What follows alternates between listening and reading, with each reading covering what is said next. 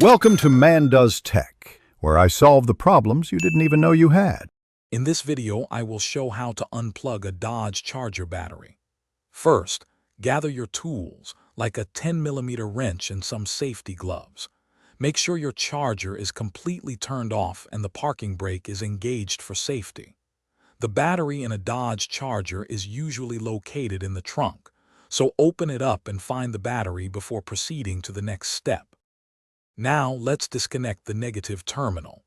This terminal is usually marked with a minus sign and often has a black cable. Use your 10mm wrench to loosen the nut on the terminal clamp.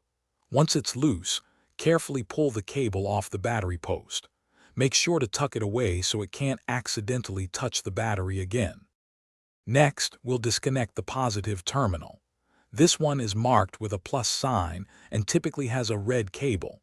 Just like before, use your 10mm wrench to loosen the nut on the positive terminal clamp. Once it's loose, carefully remove the cable. It's crucial to ensure this cable doesn't touch any metal parts of the car to prevent short circuits. With both cables disconnected, ensure they are safely tucked away and won't accidentally touch the battery terminals or each other.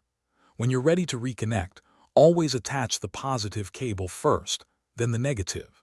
This helps prevent sparks. And hey, if you're looking to upgrade your home, check out the Shark AI Ultra Robot Vacuum. It's voice-controlled and pet-friendly. You can find a link to it and other great deals in the description below. Thanks for watching. If you found this helpful, don't forget to like and subscribe.